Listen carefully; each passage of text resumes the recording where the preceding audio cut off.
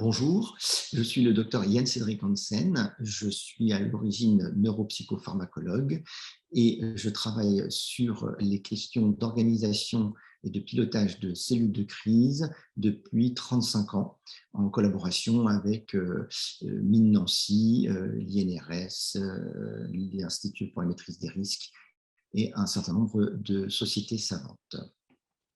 Je vais aujourd'hui vous parler de l'urgence à agir, ce sentiment d'urgence à agir et comment le gérer.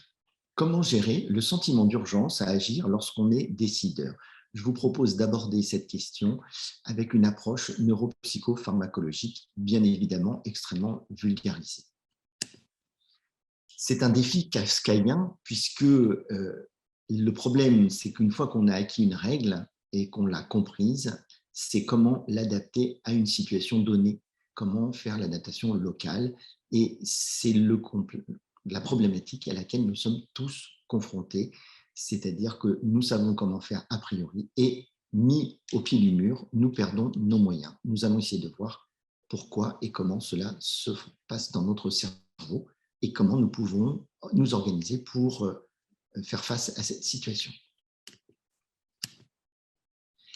D'abord, je voudrais qu'on redéfinisse qu'est-ce qu'un décideur.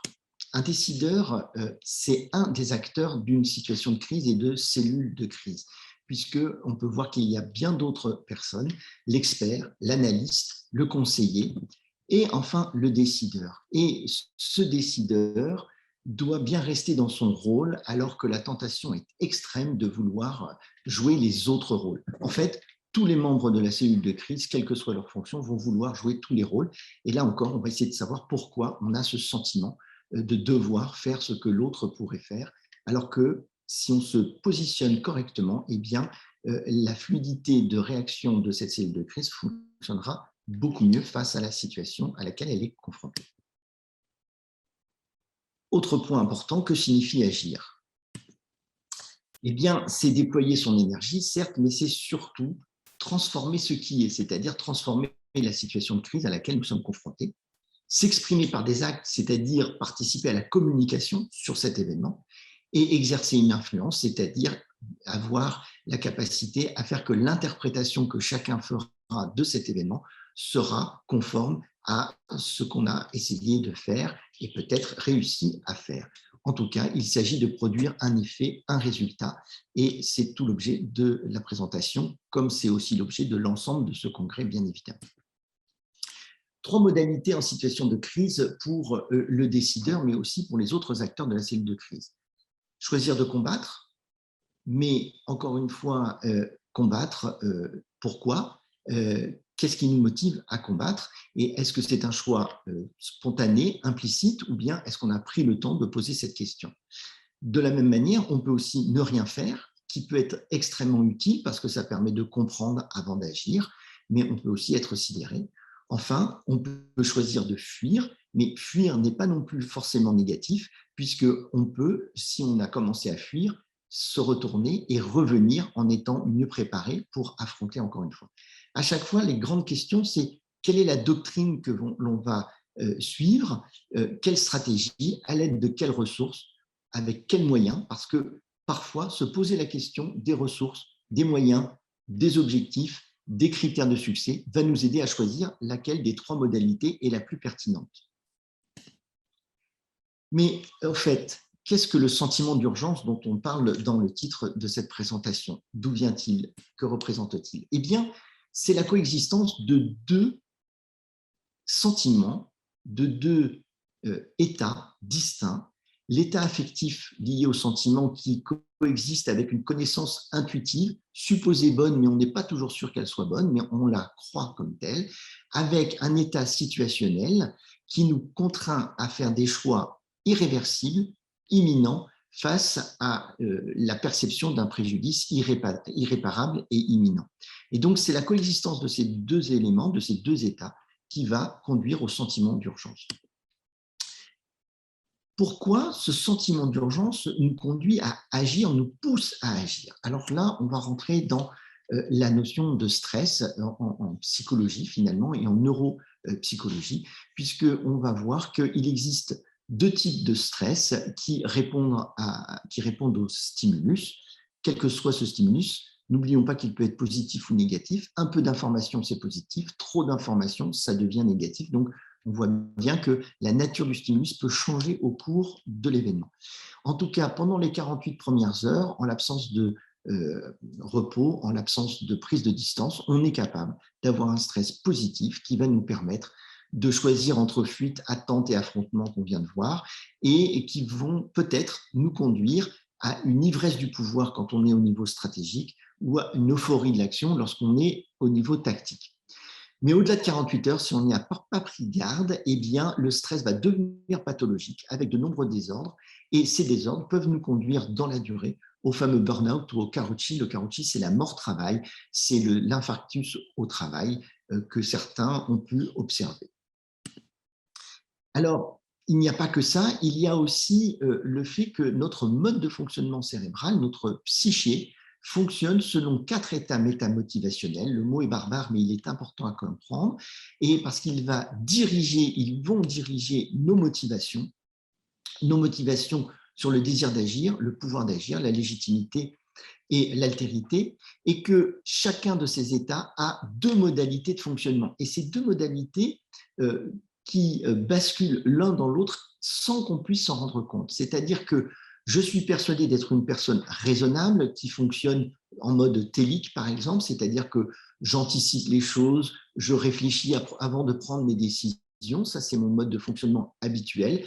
Eh bien, tout d'un coup, sous l'état du stress, je vais basculer en mode paratélique, c'est-à-dire que à ce moment-là, l'action va guider le but, alors que dans mon quotidien et habituellement, c'est le but qui dirige mes actions. Et cette transition brutale qui peut se faire sur les autres états métamotivationnels va me faire basculer dans un état opérationnel, tactique, et va m'empêcher d'avoir une approche stratégique de la chose.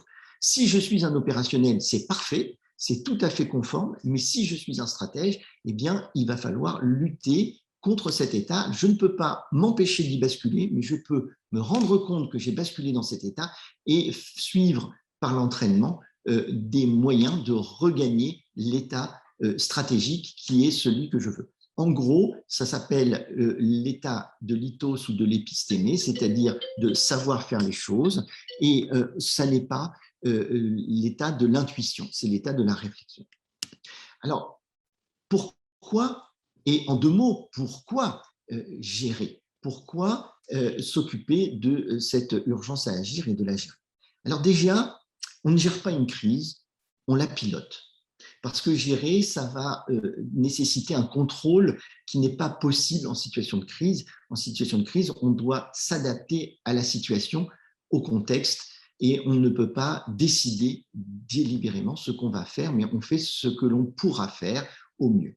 Pourquoi? Parce que vous pouvez voir, il y a une liste importante de modalités d'état qu'on vient de voir, parce qu'on est sourd et aveugle, parce qu'on fantasme l'action. Bref, il y a tout un tas de raisons qui nous incite à piloter cette crise. Et aussi, il y a tout un tas de finalités et d'urgences, bien évidemment, qui nécessitent que l'on prenne des décisions pour répondre aux objectifs du contrôle, alors contrôle ou de ce pilotage qui est plus indiqué de cette situation de crise. Mais alors du coup, comment piloter cette urgence à agir, puisqu'on la ressent, qu'elle se bascule à l'insu de notre plein gré? Comment va-t-on pouvoir regagner l'état métamotivationnel dans la modalité qui est utile à la stratégie? Eh bien, d'abord, il faut éviter l'incantatoire, c'est-à-dire qu'il faut savoir observer ses propres convictions et celles de nos interlocuteurs, leurs pratiques, leurs croyances, repérer les déterminants et les attentes qui sont les leurs, pour comprendre les comportements qu'ils vont adopter pendant la situation de crise. Et ça, c'est quelque chose qui, déjà en soi, va nous permettre de quitter l'état, par exemple, paratélique pour revenir dans ce fameux état télique qui est celui de la raison. Il faut aussi se donner la possibilité d'analyser les déterminants de la santé. Alors, ils sont ici représentés sous forme d'une matrice et d'une cascade, puisque l'ensemble de ces déterminants a effectivement des influences réciproques, mais avec un sens premier principal qui est cette fameuse cascade qui va déterminer 3 éléments que souvent on confond avec l'environnement, mais qui sont le milieu, c'est-à-dire les caractéristiques physiques, le contexte, c'est-à-dire les circonstances médiates et immédiates, et enfin l'environnement proprement dit, qui lui correspond aux conditions sociétales ou éthiques. Et ces éléments vont influencer ce qu'on appelle un organisme au sens syndynique. Donc les syndyniques, ce sont les sciences du danger qui nous offrent des outils extrêmement intéressants. Et donc l'organisme au sens syndynique, ça peut être une cellule, un être pluricellulaire, un mammifère comme un être humain, un groupe d'humains, ça peut être une entreprise, une société humaine, une société savante, un territoire, une conurbation, ça peut être un département, une région, un pays, un continent, une planète. Bref, tout dépend de l'échelle à laquelle on observe une structure dans laquelle il y a de l'organisation, des dispositifs, une documentation, matière et substance et des acteurs. Et donc tout cela a une finalité. Si on ne l'analyse pas, si on ne le comprend pas, eh bien évidemment on réagit de manière extrêmement intuitive, mais on passe à côté d'informations extrêmement utiles. Plus loin, les syndyniques nous proposent un hyperespace du danger avec 5 dimensions, 5 axes qui parlent des valeurs, lois, normes, finalités, données et modèles, et que l'on peut observer si oui ou non elles sont bornées, maîtrisées, partagées, déterminées, que l'on soit au niveau global, individuel, interindividuel ou organisationnel. L'intérêt de cet outil, c'est que l'on peut faire un mapping de la situation et de la structure ou de l'organisme qui est en train de répondre à cette situation.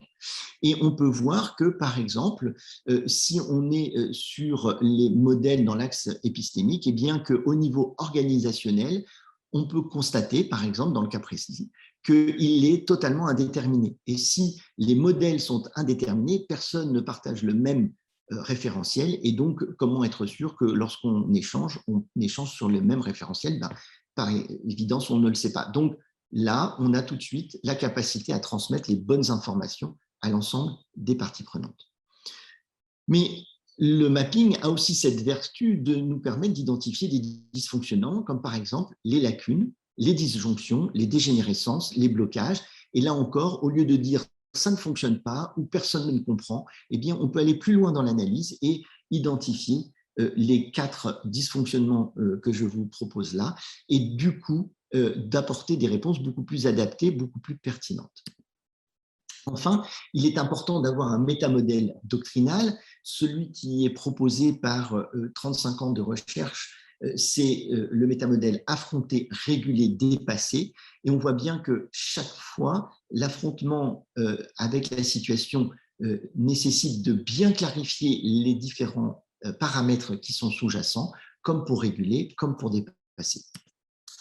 Évidemment, qui dit doctrine dit stratégie, et il est important de choisir une stratégie adéquate. Elle s'élabore en cellule de crise, bien évidemment, pour gérer deux types, en tout cas deux typologies d'événements, à savoir l'événement focal et limité, celui qui est intuitivement le plus facile, mais qui ne l'est pas tant que ça, ou bien l'événement étendu et prolongé qui nous a posé tant de problèmes puisque nous avons vécu une pandémie et que nous sommes encore en train de la vivre, et que cette pandémie, eh bien, c'est une crise étendue et prolongée, comme le réchauffement climatique d'ailleurs.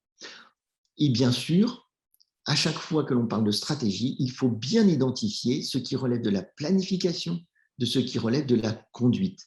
Et souvent, on va confondre ces deux éléments, ou bien on va les confier à la même personne, et donc les confusions vont altérer l'efficience de la réponse que l'on va élaborer. Qui dit une stratégie dit une organisation pour justement faire vivre cette planification et cette conduite, et le schéma circulaire, qui est une sorte de roue de Deming adaptée à la situation de crise, nous montre qu'il n'y a pas que la planification et la conduite, mais qu'il faut passer par du renseignement pour recueillir des données et savoir si elles sont cohérentes, ensuite analyser ces données pour en faire de l'information, afin que ceux qui vont élaborer la planification prédécisionnelle, puis ceux qui vont la conduire, puisse communiquer correctement avec les effecteurs. Au centre, vous voyez la présence d'un directeur des opérations de secours, on dit parfois directeur des opérations tout court, ou bien directeur de la cellule de crise, et c'est lui qui va être le gardien du fonctionnement et des objectifs et des critères de succès qui auront été prédéterminés.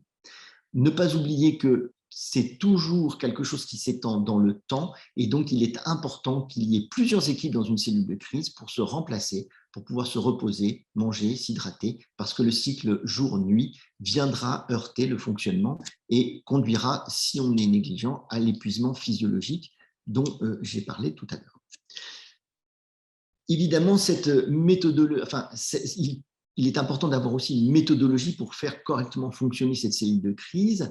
Et donc, à chaque fois qu'on prend une prise de décision, il faudra toujours se poser la question de la finalité, des valeurs, des règles, des modèles et des données sur lesquelles nous basons cette décision. Et à chaque fois, sacrifier le temps nécessaire pour organiser, comprendre, décider, conduire, anticiper, etc. L'ensemble des décisions qu'on prend. En fait, une cellule de crise est un endroit où les choses doivent se dérouler avec une certaine lenteur, parce que sur le terrain, eh bien, on doit faire confiance à ceux qui sont sur le terrain. Il est important de désigner ce patron de la cellule qui sera le gardien des objectifs, je viens de l'évoquer. Et puis, il est important aussi de déterminer au tout début de la crise quelles sont les règles de fonctionnement, comment on consulte les experts, est-ce qu'on considère que seuls les experts présents comptent ou bien est-ce qu'on a la capacité d'aller chercher des expertises à l'extérieur de la cellule. Comment seront prises les décisions, consensus, arbitrage, prise de décision autoritaire, c'est important de savoir les règles. Et puis, nous allons être dégradés en cellule de crise. À un moment, on sera épuisé, on sera fatigué, on sera submergé. Et donc, comment fonctionnerons-nous quand nous serons confrontés à ces modes dégradés? Et puis, évidemment, ce qui dit mode dégradé dit adaptation. Comment allons-nous nous adapter? Parce que la cinétique de la crise, tout de suite, a une certaine valeur qui va être modifiée dans le temps et donc il faudra probablement changer notre mode de fonctionnement en fonction de l'évolution de la situation. Encore une fois, distribution des rôles, qui se charge de quoi, et lorsqu'on est dans une fonction, on n'en sort pas, on reste dans cette fonction de manière à ce que le patron de la cellule de crise ait une bonne visibilité des choses et comprenne ce qui se passe. À l'aide d'une méthodologie toujours, eh bien, faire confiance à la capacité des opérationnels, je l'ai dit, vérifier les données disponibles, notamment leur obsolescence et leur interprétabilité. On parfois se focalise sur une donnée en la prenant comme un Graal, alors que peut-être elle n'a plus de sens parce qu'elle a été produite il y a plusieurs heures, mais elle n'arrive que maintenant auprès de nous. Et donc, il est important de voir cela. Prendre la mesure de la situation actuelle et de son évolution, comprendre quels sont les faits générateurs et quelles sont l'étendue des perturbations. C'est du temps encore qu'il faut prendre et en quelque sorte avoir le sentiment de le perdre, mais perdre pour mieux agir derrière. Et puis, il va falloir réguler les problèmes de dérapage sur l'ensemble des paramètres que vous pouvez lire et envisager plusieurs scénarios d'évolution parce que très souvent, on oublie de dire et finalement, si je prends telle décision, qu'est-ce qui va se passer? Et si la décision n'est pas applicable, qu'est-ce qui se passera? Et ça, c'est très important et ça nous a manqué dans la pandémie parce qu'on a rarement pris le temps d'imaginer qu'est-ce qui peut se passer si on fait ceci ou cela. Enfin, il est important d'avoir des indicateurs judicieux, de définir nos critères de succès et d'être capable de les constater, de vérifier si nos objectifs ont bien été atteints et est-ce que la situation est consolidée. Une situation peut être consolidée où on peut avoir un retour à l'état antérieur ou bien le retour à l'état antérieur est impossible. C'est ça la consolidation. Et c'est sur ces critères-là que l'on décidera que la crise est terminée ou pas. Et donc, c'est très important de les définir dès le début et souvent, on finit par choisir des critères au fil de l'eau, ce qui peut donner cette impression de flou sur les sorties de crise. Encore une fois, bien déterminer les marges d'erreur et d'imprécision qui seront acceptables in fine. Parfois, ce sont des grandes contraintes, mais c'est nécessaire de les avoir.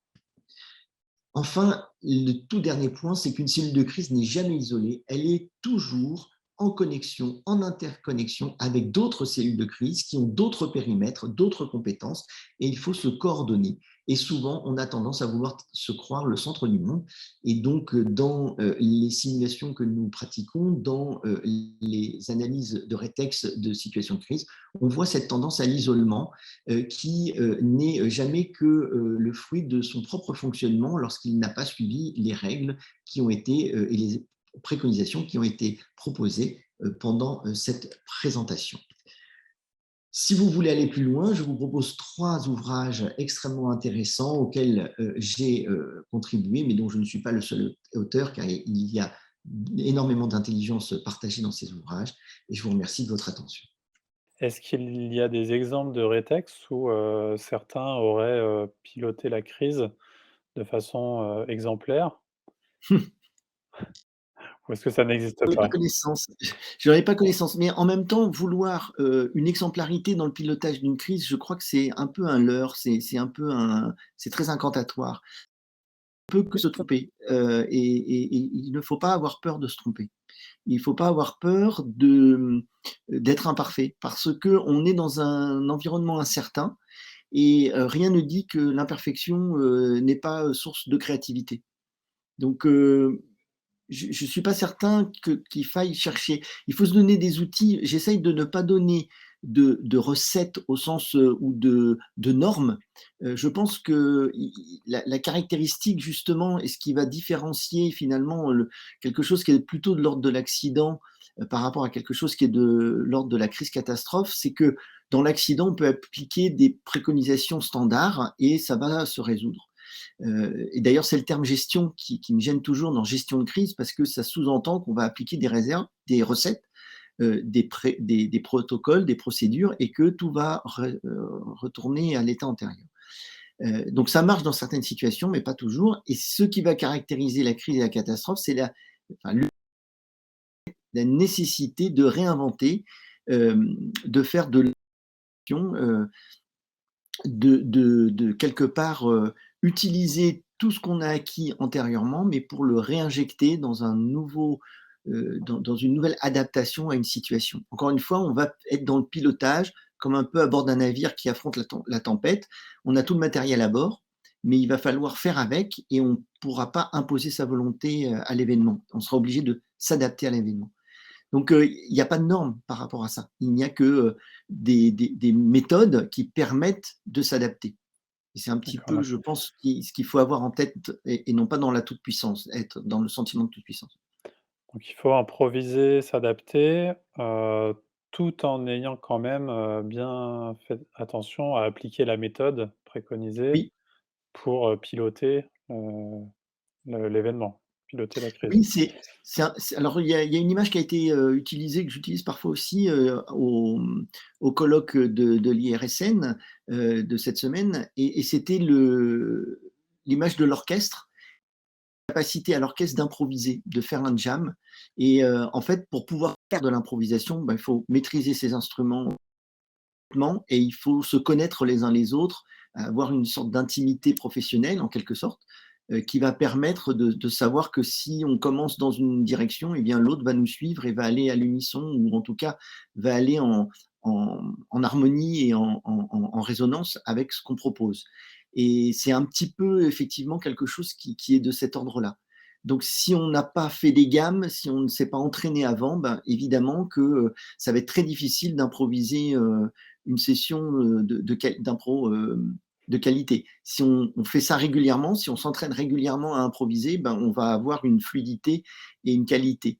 Il y a de l'esthétique dans la catastrophe, hein, il y a même des écrits là-dessus. Hein. Donc, la recherche de l'esthétique, c'est à la fois rechercher un récit, un sens. Alors, je vous ai perdu au niveau du son. J'ai l'impression que votre micro a été coupé. Oui, mon Bon, micro s'est coupé spontanément. bon, donc on n'a pas entendu la fin de votre phrase. À quel moment, par contre, j'ai juste vu qu'il était rouge.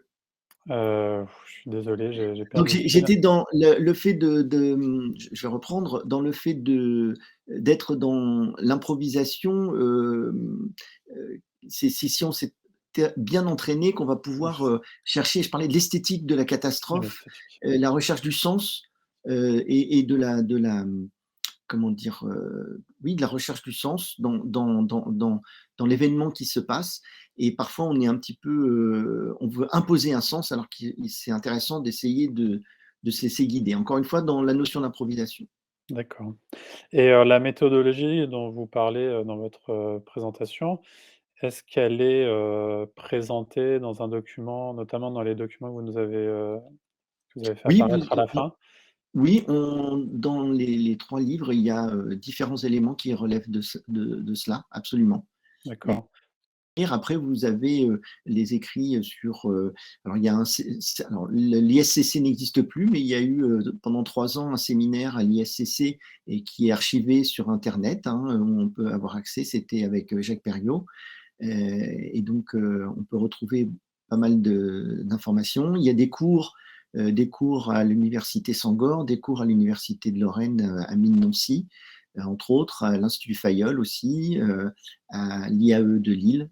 Donc, ça se retrouve sur Internet, ça se retrouve, on peut me les demander aussi. Enfin, d'accord voilà, et vous donc vous donnez des formations, à des décideurs aussi, oui, tout à spécifiquement? fait. Il y a e-Crisis qui a été co-construit avec justement Mine Nancy, Thierry Verdel qui est connecté, je crois, et d'autres qui sont connectés.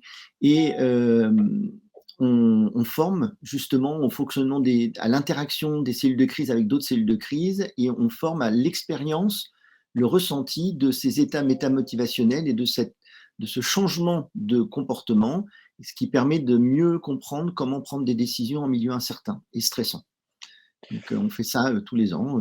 Il y a plusieurs sessions. Il suffit de me contacter, par exemple, et puis je réorienterai vers D'accord. ceux qui sont déjà planifiés, ou on pourra en planifier des spécifiques. Absolument. Vos coordonnées sont sur la plateforme du congrès. Comme on a commencé 2 minutes en retard, je prends la question, de Jean-Laine sur le chat. Quel lien d'intérêt socio-économique et politique chez les membres du collectif de pilotage? Je ne comprends pas la question.